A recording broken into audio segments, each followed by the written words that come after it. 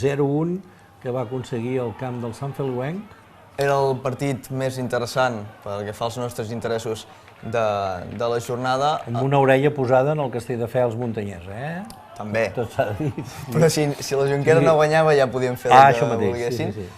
I va tenir sort de tenir un gran porter com és Toni Montero, que ho ha estat demostrant durant tota la temporada, durant passades temporades, tant a la Jonquera com al Parlada, que és un magnífic porter, va salvar en diverses ocasions a la primera meitat el gol del Sant Feliuenc, que hagués posat les coses molt coll avall a la Jonquera, i també, gràcies a la defensa, en alguns refusos, van poder mantenir fins als últims 20 minuts el resultat a 0. Veiem aquesta jugada una mica embolicada que hagués pogut acabar totalment en desgràcia, però també és això, una mica aquesta sort que va fer que la Jonquera, en una de les últimes jugades del partit, pogués marcar el gol.